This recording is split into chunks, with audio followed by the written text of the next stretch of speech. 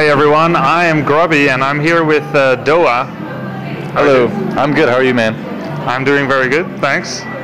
We're the both of us here in Seoul, South Korea for two different purposes. Yep. That's right. I'm here for casting on GameNet's Starcraft 2 and League of Legends stuff. And I'm here to do 2 weeks of practice in preparation of the participation in MLG Dallas, which we can talk a little bit about later. But first, I'd like to talk a little bit about what you're doing here and what's going to be happening tomorrow. Tomorrow's a big day. Oh man, tomorrow's like one of the hugest days of my casting career because it's the first ever StarCraft 2 OSL Finals. It's Reign versus DRG. I'm incredibly excited about the match, and I feel like it could really go either way. Like we were talking about this earlier, Reign is really kind of the best at like what he does in terms of just being the most solid Protoss player there is right now, and DRG is DRG, you know, I mean, he just wins a ton of stuff. He's got all the best traits of a Zerg in Zerg versus Protoss, but he also has the ability to make Mutalisks work, which I don't think any other Zerg is really able to do like he does. So I don't know who's going to win it, but it's going to be awesome. And we just had a dinner together, and we were talking a little bit about this finals and about what it means also to be a caster. For myself, I'm mostly a pro gamer, as you know, but sometimes I do some casting jobs. And I was just mentioning to you how on the one hand, like, it can sometimes be seeming to a player like it's a bit easier, you don't have match stress and so on, but there's a lot of preparation that you could potentially put into commentating. There's a lot of hours that go into it, and even at tournaments you can have very, very long hours where endurance becomes a key aspect of continuing to perform well. And so it led me to wondering, how does a typical day for you look like here in Korea? Right now it's anything but typical. Like, I mean, my day-to-day kind of changes. I have sort of a routine that I do now, but I'm still kind of in temporary housing until I get my actual apartment at the start of November and all that. I'm still settling back into Korea, but right now, basically, because of the League of Legends aspect of things, my daily routine has changed a lot. I used to kind of just play League of Legends casually. I've been playing it for over a year, and I like the game. It's a lot of fun, you know, but I played it casually with my friends. When I was at IPL, I got more interested in the game as an esport, really. So I talked a lot with the casters there. I played a lot with them. I kind of learned as much as I could about it in my free time, because I'm like, well, maybe someday I'll cast this. Who knows? It's probably good to know, you know, at least the basics of the game and all that. And then I get here, and they're like, we want you to cast League of Legends. I'm like, okay. So for the last month or so, I've been probably putting in about, maybe I would say, anywhere between from like 7 to 9, maybe 10 hours a day into League of Legends, where it's like playing the game, or more often watching VODs and just sheer memorization, just like memorizing all the names of abilities, what they do, you know, trying to get a good handle on the basic game strategy, the meta game, things like that, memorizing all the buff timings, the matchups in the lanes. Like, there's so much to do that I have to spend this much time on it. I have to cram like I've never crammed before to make sure that I'm prepared, you know. And I don't think I am going to be prepared. I think I'm gonna do okay for my first time out when I do it, but I want to at least, you know, be able to do a decent job, because the fans, you know, deserve my best that I can do. So I'm trying to do that. So it's really shifted a lot. Like, before, like I said, League of Legends was kind of like for fun, and Starcraft is what I put that time into, you know? So you started out as a Starcraft 2 commentator, right? Full time? Yeah, Starcraft 2 full time. So all the time I spend on LoL now, it used to be Starcraft, and now I do the time that I was saying about for LoL, and then at least, you know, a couple hours, probably like 2 to 3 hours a day on Starcraft as well. So you've never casted a single commentating on League of Legends yet, right? I most likely, when I cast the champions for OGN, it'll be my very first League of Legends cast. So how important do you think it is presenting yourself for the first time to the League of Legends community to make a good first impression? It's hugely important, and frankly, it's terrifying as well, because I want to do a good job, you know, and I want to show them that I care about the game, you know. I mean, the last thing that I want people to think is that it's like, oh, DoA's just doing it for the paycheck and all that. Like, I'll say it. I'm not afraid to say I'm not making a single penny more for doing StarCraft 2 and League of Legends than I was for just doing StarCraft 2 at OGN. And maybe that says negative things about me as a businessman, but that's just how it is right now. So yeah, it's not about the money. It's about me wanting to be an esports commentator for a career instead of just being really, really into one game and then kind of going away when that game goes away. And I don't think StarCraft 2 is going away anytime soon. I plan on casting StarCraft 2 for years and years and years. Yes, it's not going away, guys. I know there's like a lot of people freaking out on the internet right now, but those are people that haven't played the beta. Those are people that are just letting pro gamers and people in the community think for them. You know, I want the community to think for themselves and make their own conclusions about the game, you know? I mean, I don't think this, I'm going off on a tangent here, but I hate to think that a pro gamer talking about how bad a matchup is at the pro level, ruining the fun for somebody that's at like gold, you know, or something like that, you know, where they aren't playing they aren't playing against those same builds. Yeah, you don't have the same problems, basically. Yeah. It's a completely different metagame. So for the vast majority of people that watch StarCraft, the stuff that bothers the pro players doesn't have an effect on them. So I hate to think that people are enjoying the game less because of that. So so I don't think StarCraft is going anywhere. I still hope I'm casting it, you know, 10 years from now, right? But I don't think that I would be doing myself justice in terms of really trying to make this a career if I didn't add on other games, if I didn't like look at other games. And I'm not planning on adding anything else besides League of Legends right now. I don't want to do more than 2 games at once because I don't feel like I could know the games well enough if I do more than 2 games. So that's kind of where I'm at right now with that. So for me, League of Legends and StarCraft 2, they seem to be sometimes at odds with each other. Yeah. And it's sometimes I wasn't sure how to feel about it because I'm kind of on both sides of the fence at the point where I'm like, well, my game must necessarily be the best. For sure it takes the most skill, more than anything else in the world, right? That's probably not true, at least not than everything in the world. And also, in the end of the day, it doesn't really matter. Yeah. I think the terms that qualify a game to be an esports game is basically people like to watch it. That's about it.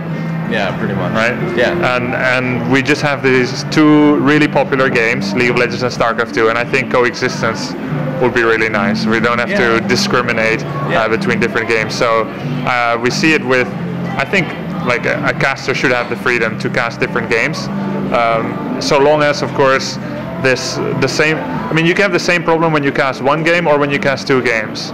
The thing you need to avoid is complacency and laziness. Some casters, maybe they don't work enough on their game knowledge or they don't put in enough hours. We had one very vocal critic among players who took a big stab at almost all the major casters out there in maybe not one of the most tactical fashions. I won't name any names, but undoubtedly for some casters it's true. Undoubtedly for some players it's true too. Laziness, demotivated or whatever. But I think if you apply yourself as a gamer or as a caster, there's plenty of ways to find options to improve yourself, your knowledge of both StarCraft 2 or League of Legends. Yeah. You touched briefly on the beta. Heart of the Swarm beta is being tested right now. For myself, I'm active on the private forums, in the eSports forums from Blizzard, where they're asking for some feedback from players who have played Heart of the Swarm beta, but well, I haven't. But I do have a perspective of Wings of Liberty, and I can see what the units could potentially offer. Sometimes people are too quickly to dismiss certain units or abilities as being useless or pigeonholed, whereas, well, with certain pro gamer experience, I look at it and I see a whole wealth of possibilities. What unit are you? You can ask me questions too, by the way, because this is not an interview, it's a conversation. Yeah. What unit are you most excited about so far? Well, for me, it's I'm really excited to see how the Protoss units shape out. I feel like those are the units that have seen the most change through the beta. The Oracle, especially. Now we have the new version with the Pulsar Beam. That's right, Pulsar Beam, and also the Time Warp. I like just read this a couple hours ago, and I'm forgetting the names already. But anyway, so those things I think are really, really interesting. The ability for the Oracle to come in and harass a little bit like that with the Pulsar Beam, and then you and I were talking about Void Ray all-ins possibly, or any other situation really where the Terran has to pull SCVs to come and like get to the bunker just in time, and someone like time warps their SCV so they don't get there and the bunker dies. Like there's a lot of cool micro things I feel like you could do with that. So for me, like the Protoss units seem the most exciting from a commentating perspective. I play Zerg, and I've been playing pretty much exclusively Zerg on the beta. I do play random every once in a while, but it's been a lot of fun, like figuring out how to fit the swarm host into certain situations. And like now, whenever you play the game, you get to a point in the game, and you're like, okay, well, would this be a point I could put the swarm host in, things like that. Wait, so let's do something fun. Okay. I'm gonna name a unit. Okay. And you give me the first application that comes to mind, okay. And then I'll do the same. Right. Swarm host. Swarm host? Sieging. Sieging who? Sieging Protoss player. That's mostly what they've been used for so far in the beta, yeah. Look at Damaga's play. He's like the king of Swarm host corruptor right now. 53 spine crawlers, Swarm host. Viper. Viper, probably not going to be made. I don't know. It's you know. Fair enough. Well, here's the thing: is with the Viper, and I think the Viper is a cool unit. Abduct is a really cool ability. We talked about this over dinner actually, where Abduct is a cool ability. Blinding Cloud is a really cool ability. But I'm just like wondering what the Viper brings to the race that already isn't, you know, kind of covered more or less. I feel like the design for Blinding Cloud is more for breaking a defensive Terran early on, you know? It feels like it should be something that can be used early on, because late game you're not really going to be rushing in after tanks, right? You're gonna have your Broodlords firing from a ways away. You're gonna have Infestors protecting them, the Corruptors protecting them, right? Maybe you're doing a little stuff with Lings, but that's it. Let's look at alternatives for the Vibe abilities. You're saying Blinding Cloud? Yeah. Break siege lines. You can do that with Broodlords. Yes. But of course, Broodlords need to stay there, where they could keep getting attacked by Vikings. Yeah. Whereas you can come in, you cast Blinding Cloud, you back off with the Viper, and then you move in with ground. Maybe a small difference, but a little bit of different things, maybe to achieve the same thing. Yeah. Yeah, and then of course Broodlord has constant utility. Swarm host. What's the alternative for a Swarm host? Also Broodlord to an extent, but it's tier 2, right? Yeah, well, the Swarm host is just something that you can get a little bit earlier, obviously, from Lair Tech, from the Infestation Pit, and then I think it's shown its most useful aspect in terms of really, really giving Protoss a hard time, and it really takes advantage of the fact, and you can probably talk about this a little bit, of that it's very expensive for Protoss to be trying to replace units and get upgrades and go towards that late game mothership, you know, and get everything they need, with constantly having to remake units, possibly remake their forge if the Swarm host takes that out or something like that. Like, as for you from the Protoss side, you said you haven't really played the beta much yet, but can you kind of see, like, are you worried at all about running into the Swarm host? Like, how are you planning on countering the Swarm host? I'm curious about this. I don't know. I'm very worried about the Swarm host. To me, it's like a tier 2 burrowed Broodlord. That's what I'm scared about, because I look like Zerg for the most part. Like, it didn't change. Nothing got taken away. For Protoss, we now have an Oracle and a Tempest, and the Mothership Core. Yeah. The Mothership Core is the hardest for me to judge because I haven't played yet, but I don't see it like coming in and killing all the Swarm hosts that would lay early siege. I see Zerg maybe being defensive with Swarm hosts, but if they do get aggressive, one of the things that I read is that you're supposed to counter them with good force fields, but to me that seems so weird because it's a temporary solution against a unit that still doesn't go away. Yeah. If I have to envision like killing them, I think it would be the Tempest probably. I think Stargate play is going to be very important. I could see myself opening the vast majority of games with Stargate, starting with Phoenixes, and then making one Tempest or more, based on whether I'm going to get sieged early game. So I feel like Protoss are really going to have to try to just not let the Swarm host situation happen to begin with, because if you get like 5 or 6 Swarm hosts out, and I'm speaking partially on my own experience with ZVP in the beta, and then partially watching Damaga a lot. I've spoken to him about this quite a bit too, because I think he's the best person out there at it right now. Once you get a good group of Swarm House out there, you just reinforce it with a few Infestors and then get a lot of Corruptors. Because of course Protoss is going to go for Tempest, right? So then you have a ton of Corruptors. Protoss is still the weakest race in the air, even in Heart of the Swarm right now in its current iteration. So like, if your opponent gets those Swarm Hosts and get those Infestors and then can just start pumping out lots of Corruptors, like what do you do as Protoss against that?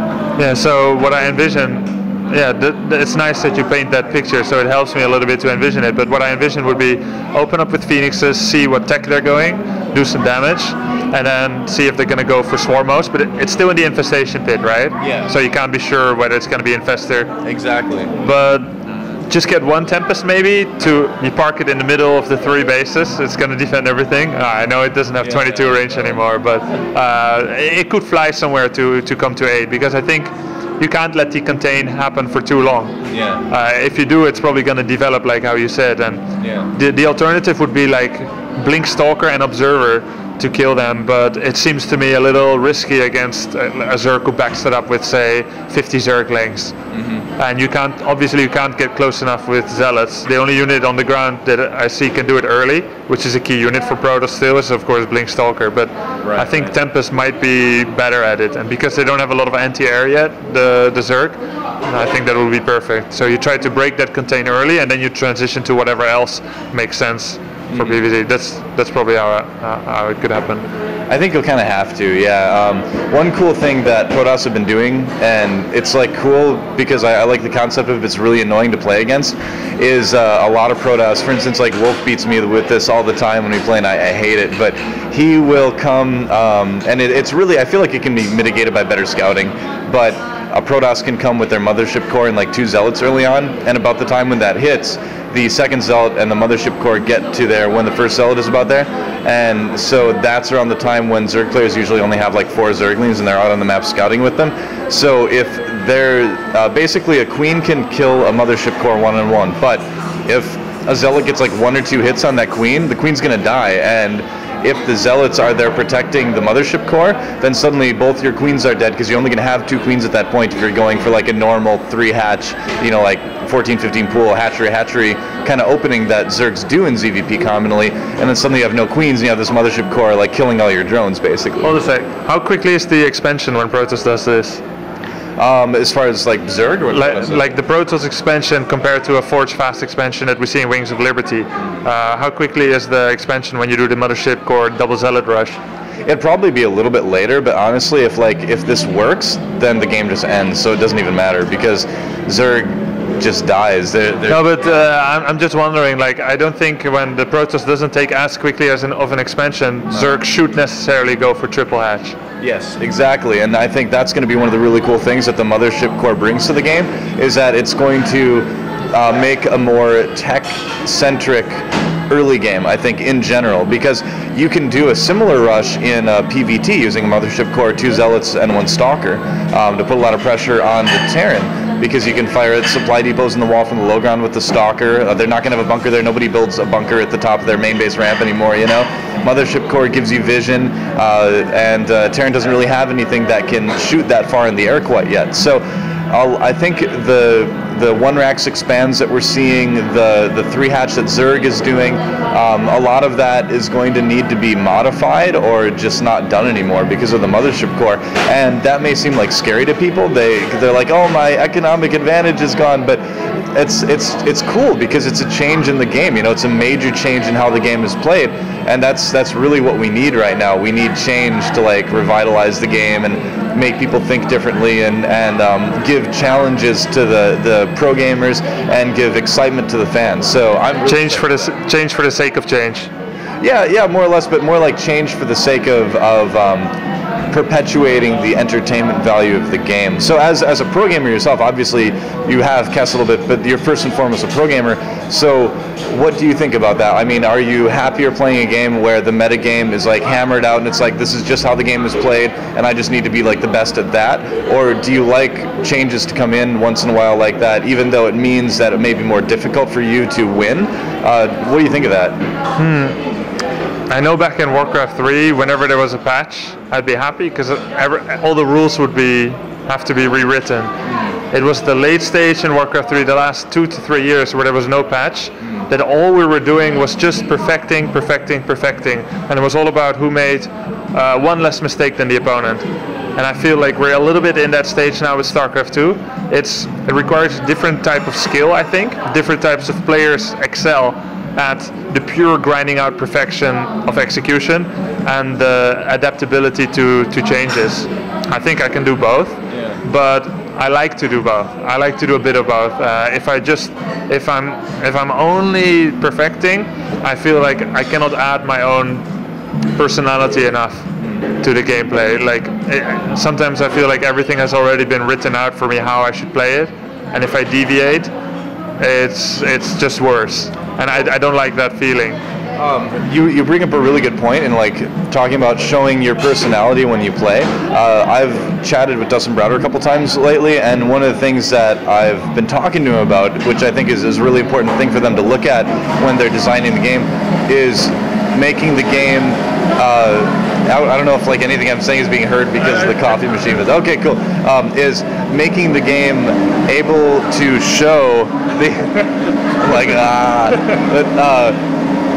letting this is like the loudest coffee I think I've ever seen, actually. I know the building might collapse soon. The building might actually collapse on us. All right, so but this is like an important point. So I feel like for the game to really succeed, one of the things it needs is the ability for players to show their personalities through their gameplay, and I think that's something that has been, I don't want to say overlooked, but something that hasn't been focused on quite as much as it should have been. Well, personally, if I may interrupt, I think it's almost impossible to properly plan for that completely. Yeah. Oh, yeah. I would agree. I think it is almost impossible. I don't fault Blizzard at all for the way that the game is as far as that aspect of it goes. And I don't think a 2-year period is all that long. Admittedly, humanity as a whole, it's not just the esports community or any one particular community site in general. I think humanity as a whole is growing more and more impatient and is living life on a faster and faster rate. Think of it this way. There was more, I like to bring this point up because I don't think people are always like, oh, Brood War was around for 13 years, 13 years of OSL. I don't think people quite grasp what 13 years is. Like, to put it into perspective, Starcraft 2 has been played professionally for less time than the time between July's 2nd and 3rd OSL victories. There was I think there was 3 years of OSL where a Protoss didn't win. Think about that. That's what happened in Brood War, and everyone always likes to talk about how they want this game to be like Brood War and all that, but I don't think they have the patience. They don't have the patience to wait years for a race to finally figure out a good way to play against a certain metagame. So it's really kind of funny when people talk about that, because we've got so much time left for StarCraft 2. The viewership right now that we have for StarCraft 2, in the West and stuff like that, is so much infinitely better than the viewership, obviously, that Brood War had in the West. Think about it. It's night and day. There's going to be situations where organizations might have to shut down. Organizations might have to consolidate and merge. Honestly, people that are in the industry and have been really talking about the business side of esports have been expecting there to be this big consolidation in StarCraft 2 organizations, because it's just not feasible long term for a lot of these organizations to live, right? So we're going to see organizations go away. We're going to see organizations consolidate, and that's just how it is. That's actually not a huge problem. That's just the way that things are. So StarCraft 2 isn't dying. It's basically just following its normal course. So that's another point too. But getting back to what we were talking about a little bit earlier with players showing their personality through their games and things like that, I feel like I hope that's something that Blizzard thinks about. You know, I want them to make more units. I want them to tweak old units a little bit if they can, to make them more useful in a variety of situations, so that players can choose to play against certain things in the way they want to. You know, I feel like that's going to really produce the superstars, the people that really become fans of. You know, why are people such a big fan of Dongrigu? It's not just because he wins games. You know, there's plenty of players that just like win a bunch of games, but he wins games and he shows his personality through his play. You know, and so I don't think it's impossible to do in StarCraft 2, but I feel like it could be made easier. You know, and that would be better for everybody. Yeah. I had a little bit of an identity crisis myself a few months ago, where I had trouble with the fact that my games looked a lot like other people's games. I like to surprise my opponent with a curveball, and like opening Phoenixes against Terran Wall, very challenging as a Protoss player to do it, and very fun. It usually didn't lead to the results that I would expect for synonymously strong, like different tech routes, but equally strong tech routes to reach the kind of the same point in the game. And I'm still reeling from the analysis we were doing on StarCraft and its length, because I just want to touch one more time about like the fast track of life right now. I mean, we used to be okay on the Commodore or the Amiga to insert a game and then wait 25 minutes for it to transfer the entire data of the disk to the computer, and then you can start playing. If you take it out 1 second and you put it in again, you have to start the whole process again. And more with the coming of the internet age and everything becoming more modern, and there's more tournaments in the same amount of time, so it seems like it's very stretched out and long, but in the end, retail only came out 2010 July. Yeah, exactly. We've been playing for 2 years or so, 2.5 years. Yeah, something around that, yeah. Yeah, but like 3 years and 2.5 actually retail. It's not very long at all. Yeah. Warcraft 3 Reign of Chaos itself wasn't ready really for competitive play, and it took at least this long to get anywhere. Did you see that 7 years of StarCraft in 7 minutes video? Yeah, like show. Basically, it's this video which showed all the patches of Brood War, where Scouts still costed 300 minerals, where Corsair Disruption Web would take like almost infinity -1 or something. Yeah, it takes a long time to develop such games. Yeah, exactly. I mean, and that's another thing people need to, you know, figure out, is that yes, StarCraft has all these things that can be improved in it, you know, but we do really genuinely have time. And I know a lot of people out there don't believe me, you know, and I know a lot of people want to only talk about how things are stagnating and only talk about the drop in viewership and all that. But I guess they're just going to have to trust me, you know, and if they don't, then fine, you know, they'll figure it out in 5 years when we're still having StarCraft 2 tournaments, you know, and whatever. I guess if we're not, then they're right. I'm not concerned about that, you know. Nostradamus. Let's see if he will be right. That's right.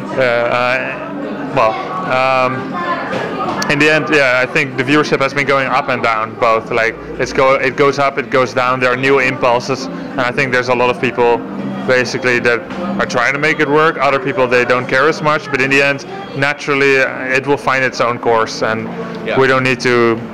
Like, it's interesting to talk about it because we care, but it's not. I don't think like actively something needs to be put together where everyone does more than what they're willing to do. The one thing I'm really worried about, the biggest thing I'm worried about, in fact, is that there's fans out there that are just listening to everything that the commentators and the pro gamers are saying, and I wrote a blog about this for TL. Actually, they're poisoning themselves to the point where they won't be able to enjoy Heart of the Swarm no matter how it is. It could be the most perfect game ever, but because they're sort of subconsciously developing this mindset that the game is going to be bad because X pro gamer said it on Reddit or whatever, you know, then they're not going to give themselves a chance to enjoy it. I mean, the thing is what people seem to forget with esports is that different people have different preferences in video games, right? There's tons of people out there that love Madden, and I can't stand the game. I hate playing it. I think it's a terrible game. I don't like Madden. I'm sorry if you like Madden, but I don't enjoy it, you know? But that's fine. I mean, that they do. I mean, some people might enjoy a version of a game that other people don't like. You know, some people might like things about a game that other people don't like. So the fans out there that are hearing all this stuff, all this, you know, drama and all this doomsaying and all that, I just hope that they just wait and play the game themselves and decide for themselves if they enjoy it, you know? I have 2 things to add to that, and then I think we're gonna go outside and leave this coffee shop for now. It's not a Dutch coffee shop, don't worry, we're in Korea. And just to say, Dutch coffee shop is where you get weed. That's how we call, like we don't call a coffee shop a coffee shop. A coffee shop is where you get weed and other drugs. They don't have that here. No, this is just a coffee shop. Don't worry, guys. Yeah. All right. I wanted to add 2 things, 2 to 3 things, and then we're gonna go outside. I said the same thing in a recent Q&A I did, where people could ask me questions. It was a Q&A I did for BenQ, the Acquire Mastery campaign. I said the same thing. Basically, people said, how do you stay motivated as a player? Like, I'm hitting up the ladder, I get in a losing streak, I get ladder rage, what do I do? And then I say, well, for the vast majority of you out there, Starcraft 2 is not your livelihood. Right? If I say you should keep watching Starcraft because it's going to be the best thing that's going to happen to your life, I could have an inherent advantage in it, because better viewership means, in the end, indirectly more attention to what I do, which is more job satisfaction, and indirectly maybe more earnings, right? And it's the same for any other figurehead in esports. So even though what they're saying could very well be genuine, and it's very likely genuine, it doesn't matter whether it is or not, because there is a certain inherent advantage. But for a fan, basically, your only advantage is going to be enjoyment. Yeah. So if you don't enjoy hitting up the ladder, don't fool yourself into thinking that you have to improve your level because of some preconceived notions that people said that you should try to become pro. Like, if you get a losing streak, it's very okay to just step away and go play another game for a while, or go spend some time with family. Like, don't feel forced to do anything. I mean, I know we sometimes like to create a lot of expectations, famous commentators, pillars of the community, players, because we have this ideal vision of what esports could be, because we want it to be that you can walk into a bar and that there's esports playing on TV rather than football or basketball or whatever. But if you feel like going with that movement, let's say, with this new age of esports, by all means do it. If you don't enjoy watching, then just cut down a bit, and then you won't feel so oversaturated. If you don't enjoy playing ladder in order to improve, then just take a break for a bit. It's really okay. In the end, the most important thing, also the second point which I want to bring up, and I should have taken a small break here in my monologue, but the second thing I want to bring up is, as you are trying to decide that StarCraft is the thing that you want to either watch or play, positive sensory orientation is going to help you in order to enjoy it more. Like DoA was saying, if you have all these negative preconceptions about how Heart of the Swarm is going to be like, or the future of StarCraft 2, it is more likely to come true for you, at least in your own world of experience, than if you think either with an open-minded view or thinking that it's going to be pretty cool or pretty awesome, or that it will in the end be okay. Positive mentality can help with tons of things, enjoyment of a game also in life, and lots of other things. Yeah. I just want to say one thing too, because when you talk about all this stuff on the internet, there are people that will try to make it seem like you're just telling people to ignore the problems that the game has too. And that's unfortunate, because that's absolutely not what we're saying. You know, we're not saying to ignore the problems and not to talk about the things you don't like. You know, of course, if you think I've seen that too. Yeah, I mean, if you think there's things that can be improved with the game, by all means say them. You know, of course, voice your opinion, but you can do that in a way that doesn't sour people to the idea of the game in general. So, criticism with moderation and showing that you want it to get better. And if you are being positive, that doesn't necessarily mean that you think that the problems are going to go away by themselves or that nothing needs to be done, but it's just that you think with enough effort from the right parties, things are going to be all right. Yep. All right. Let's take a look at where we spent some of our time here. Actually, DoA and me happened to be in the same residence apartment here in Korea. I stayed here a little bit when I was doing the OSL cast round of 16 of the OSL Star League Season 1, Star 2 League, and I decided to come back here for my training. So let's go out and see.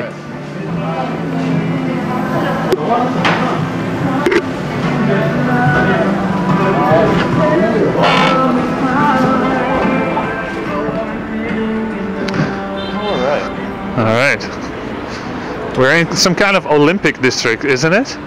Yeah, I think it was 1988 that they had the Olympics here, and so a lot of this. Should I hold it? All right. I think I could have the year wrong, but I think it was 1988 that they had the Olympics here, and so a lot of the stuff that is in this area, a lot of the stadiums and things, a lot of the hotels were built for the Olympics. So yeah, that's kind of a cool part about this area of Seoul.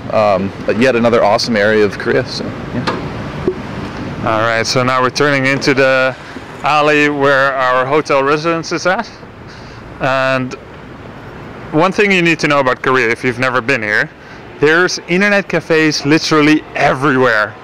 And we're talking not an internet corner on every corner of the street. There's like 5 on every corner of the street, almost.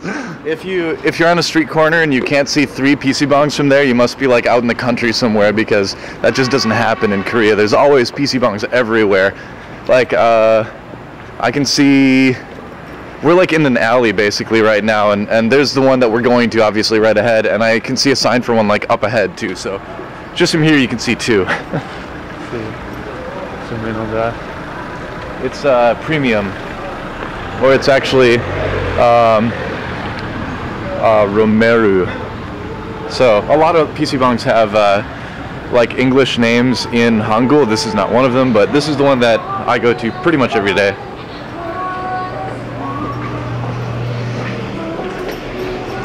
So a lot of those internet cafes, they're either underground or they're like on the 2nd or 3rd floor. That's right. Mainly the ground level is reserved for restaurants and the like. So this is where the magic happens. The magic.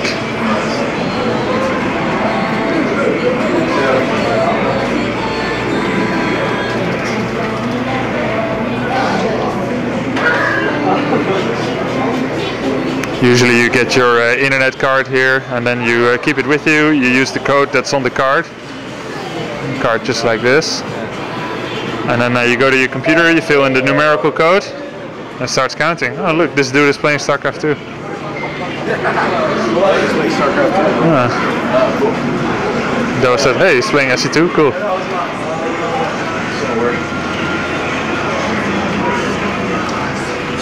So we're not gonna sit down here and play for a while. Yeah. We're not gonna sit down. No, it's gonna get too long otherwise. Okay. Should I turn on? I just want to show. Show League of Legends? Oh, we can just show how a PC bong works. Oh yeah. I think a lot of people know this. So basically, I'm just gonna show what exactly a PC bong like is, right? Because a lot of people talk about it. You know, you hear about a lot of people in Korea that talk about it.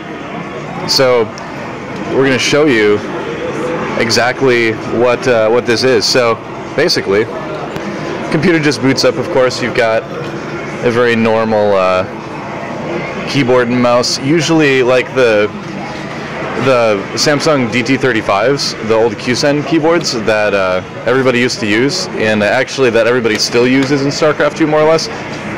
A lot of people do. This is like the keyboard that they have here now is like the next evolution of that, essentially.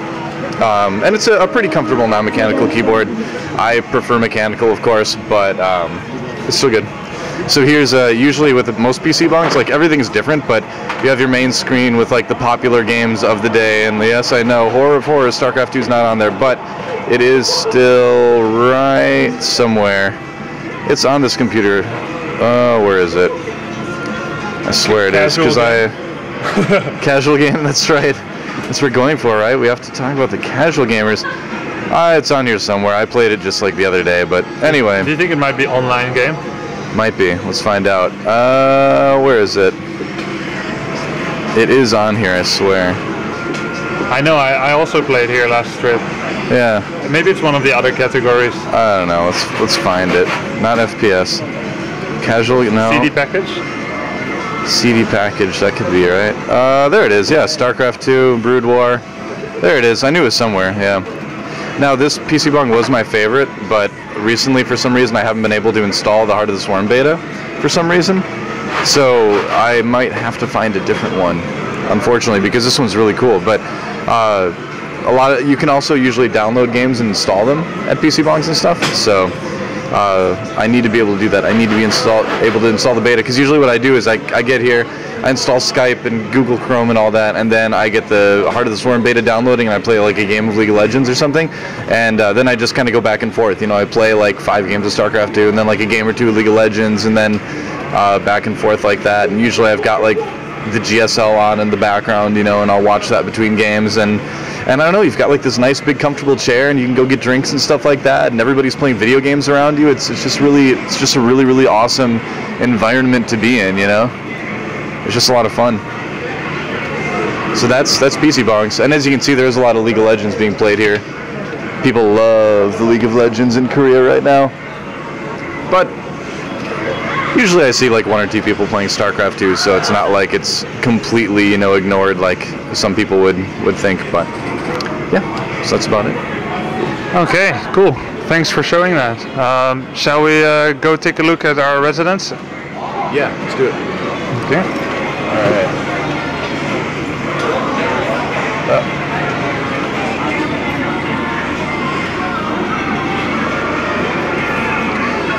DoA, one more thing.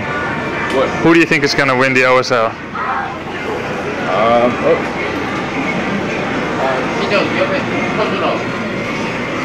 I don't know. I think DRG. DRG? Yeah. We haven't seen Rain doing like a lot of 2-base all-ins, which is one of the ways that we see a lot of victories coming from Protoss against Zerg these days. And Rain seems to always at least go for 3 bases. That has me a little bit worried, but as you said, he does do it as one of the best players. Yeah, certainly.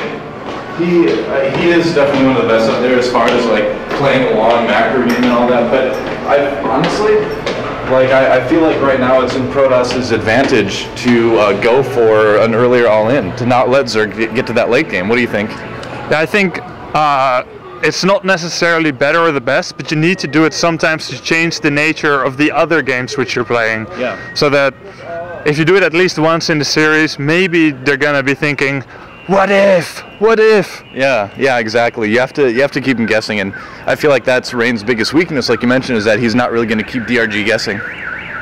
Let's see. Another question: Grubby versus Flash, MLG Dallas. Who's gonna win? Oh, Grubby, easy. He's got so much more experience, man. He's been playing StarCraft 2 for so much longer. It's gonna be easy. Flash, all Flash does is macro, like too much actually right now in StarCraft 2. So how do you think I should beat him? I think you should Void Ray all in him. I'm just kidding. Are you serious? Come on, give me the key. I'm just kidding. Give me the key to beating him.